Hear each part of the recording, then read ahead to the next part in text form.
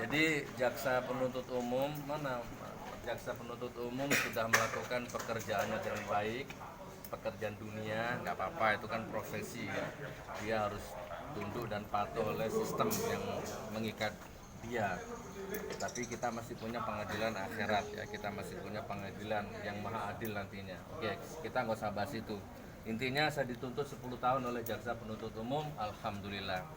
Yang kedua, nanti biar kuasa hukum yang menyampaikan. Eh, beberapa minggu yang lalu sidang yang kemarin saya ditanya sama JPU, Gus Nur pendidikan terakhir apa? Saya jawab gak lulus SD gitu kan. Entah itu jujur, entah itu sufistik, wallah alam hanya saya yang tahu ya. Saya tidak lulus SD.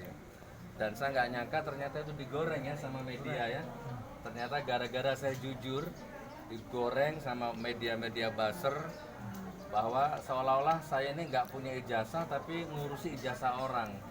Saya nggak punya ijazah ngurusi ijazahnya Jokowi. Nah, ini udah dipelintir kemana-mana. Dan alhamdulillah nggak apa-apa, memang pekerjaan buzzer begitu, nggak apa-apa. Anggap saja saya memberikan nafkah mereka lah ya. Kan produk ijazah palsu ini kan bukan saya punya, masa kalian nggak tahu kan? Ini kan Bambang Tri yang punya. Dia pernah nuntut perdata di Jakarta Pusat, ya kan? Dia yang nulis buku, yang observasi. Saya kan hanya seorang YouTuber yang ngundang narasumbernya, kan hanya itu intinya. Dan di persidangan juga begitu alur ceritanya. Nah, tapi ternyata tuntutannya sama ini dengan Bambang ini. Tapi intinya ingin saya sampaikan kepada Anda, saudaraku, saya ini bukan pejabat, walaupun saya nggak punya ijazah, walaupun saya nggak tamat, nggak akan ngancam negara, ya. nggak akan ngancam kedaulatan negara.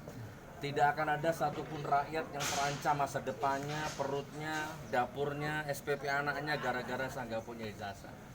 Dan insya Allah walaupun saya nggak punya ijazah, saya berusaha maksimal bermanfaat untuk rakyat Indonesia. Amin.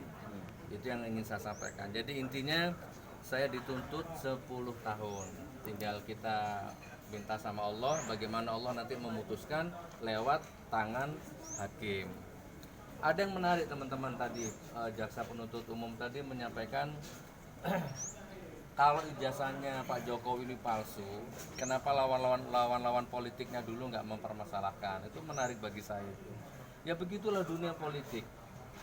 Yang dulu lawan-lawan politiknya Pak Jokowi sudah jadi menteri semua, kaya raya semua, dapat jabatan semua, ya kan? Begitulah politik, jadi itu nggak bisa dijadikan rujukan. Ya. Dan sekarang ketika politik sudah berubah, dekati pemilu, sudah mulai ada yang meninggalkan, kan begitu politik. Oke, saya nggak usah bahas yang terlalu panjang. Yang kedua, menarik juga tadi, yang jadi rujukan adalah ahli bahasa Pak Duta siapa? Bahari.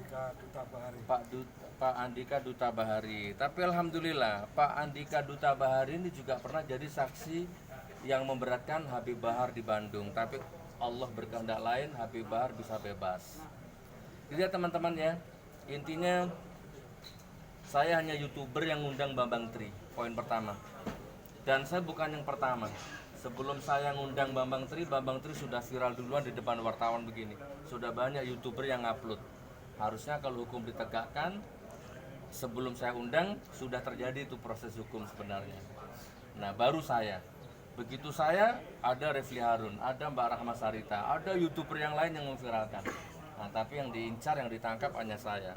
Nggak apa-apa. Semuanya Allah yang berkehendak. Barakallah. Cukup ya?